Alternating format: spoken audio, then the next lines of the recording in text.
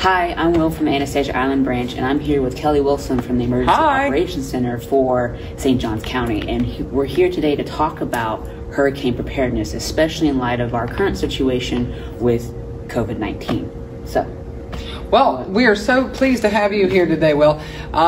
So we're getting prepared for hurricane season. As we all know, hurricane season started on June the 1st. So if you have not begin your preparedness, write your plan, get your plan together, get your preparedness kit together. Now is the time to go ahead and do those things. We know a lot of people during the pandemic and before the pandemic, they started getting their supplies in. So a lot of those supplies that you may have left over, you can use those in your supply kits. So those canned food items and things like that, those will be great in your hurricane supply kit. Another thing we're asking folks to add this year in their hurricane supply kit is masks. And many of you already have those homemade masks, and I see they're selling surgical masks almost anywhere you go right now. Get at least one mask per day per person, and make sure you put some hand sanitizer inside your kit.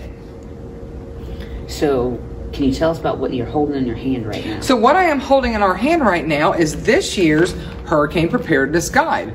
So all of the information that you will need, anything about sheltering, preparing your home, making a plan, getting a kit together, you will find all of that in this guide. So these guides are located at City Hall, at the St. Johns County Sheriff's Office, at the St. Augustine Beach Police Department, as well as all our libraries. And if you cannot make it to any of those locations because you are staying socially distanced and at home, you can go to the St. Johns County Emergency Management website, and it is available in a digital form on that website. So this year with evacuations, how should people prepare if they need to evacuate to a shelter? So that's a great question, Will, because one of the things that we have been explaining to people this year is the COVID-19 pandemic did not remove the risk of hurricanes. The risk is still there. The risk of wind and, more importantly, the water is still there. So if you live in an evacuation zone, when you're ordered to evacuate, it is because we are getting a storm surge forecast that says it is not safe for you to stay in your home. So you still need to evacuate. That risk has not gone away. You still live in a vulnerable area. So what we are recommending folks this year is, you know what, if you evacuate, why don't you see if you can find a friend or a family member that lives outside of that evacuation zone. So in the brochure, which I'm going to open right now, and you can also see this map on our website, you'll see these areas right here. What the areas in the middle of the county that are in white are, those are areas that are not required to evacuate. So find a friend or family member that lives in one of those areas, and you can go there rather than going to a shelter.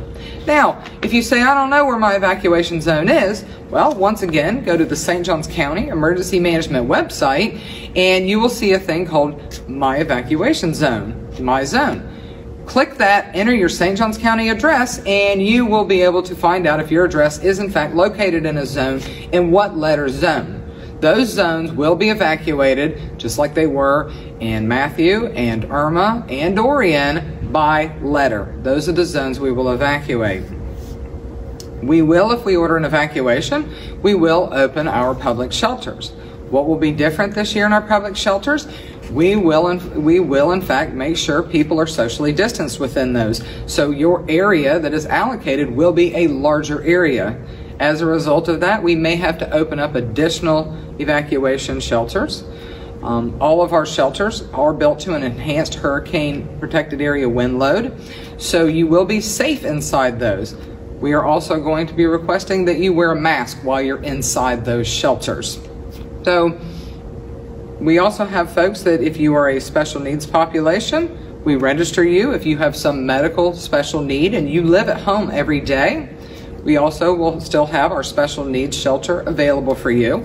We request you to register ahead of time for those. You can do it on our website or call the EOC 824-5550 and we can send you a form.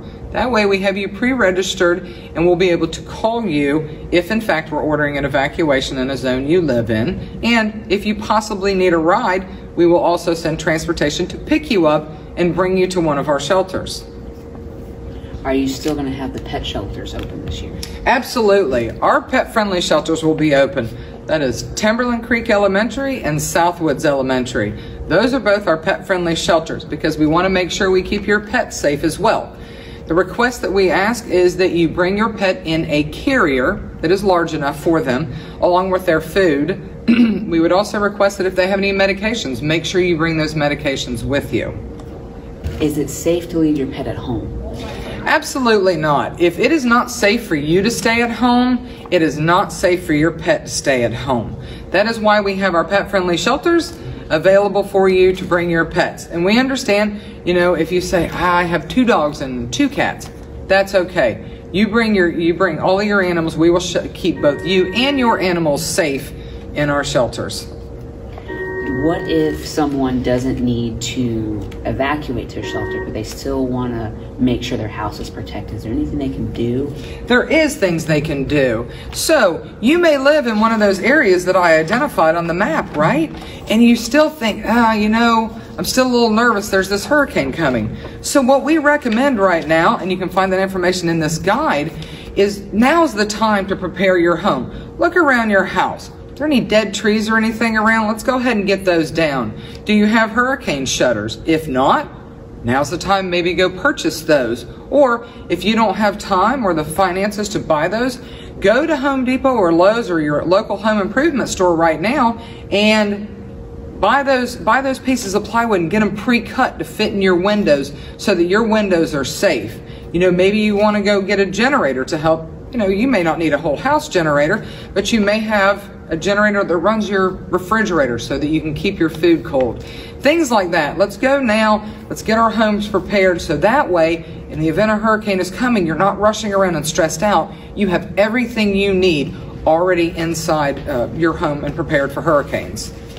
So, looking up here, I see that you have an Alert St. John's thing on your screen. What exactly is that? Alert St. John's is our new notification system. This is the notification system you would have been used to in the past hurricanes when you got a phone call or a text message or an email.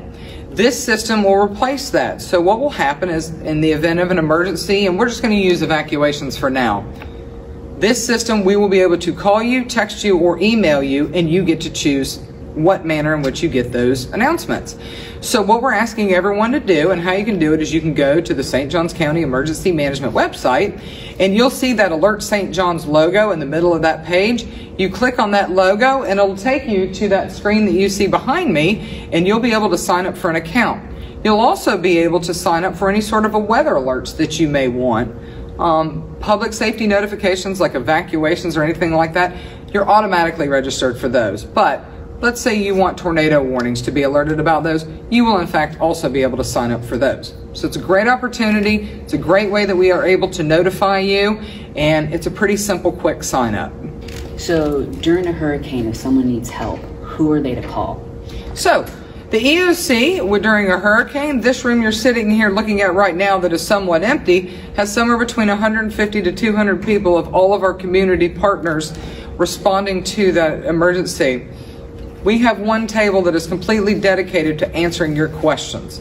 So if prior to a hurricane you need information about what shelter is open, any of those types of things, and you can't find it online or you can't find it in the news media, you simply call 904-824-5550, and we will have a live person answering, I shouldn't say person, people answering those phones. Many of those people are folks that work at our libraries, and when the libraries close for the storms, they come and they answer our phones. Those are the all-stars of this EOC. They answer phones 24/7, and they are more than happy to answer any questions that you may have. This is the operations room. In an emergency, this room is full of all of our community partners that have a stake in protecting our community.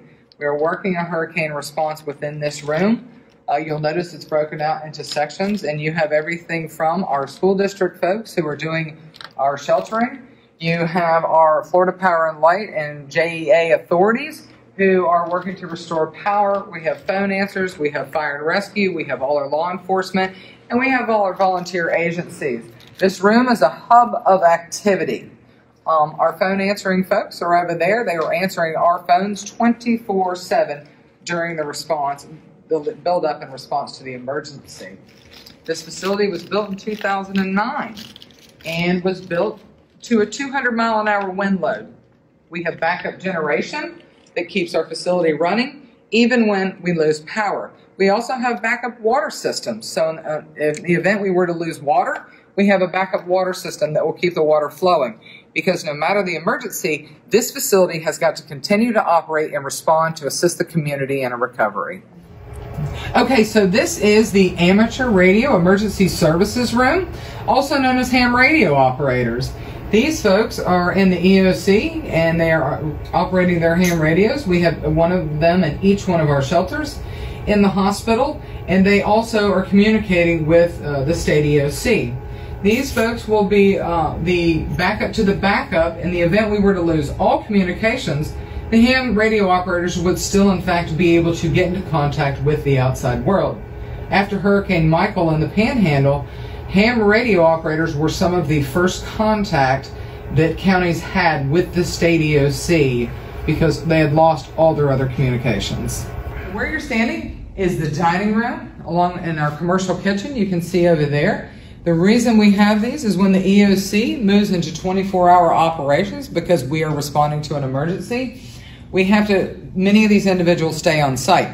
So they sleep here, they eat here, they work here. We feed 3 meals a day. We also have a midnight ration for the folks on night shift. So there are always meals happening and going on because we have to keep everyone fed. We also send meals out into the field for individuals that may not be able to get food and they're working in the field.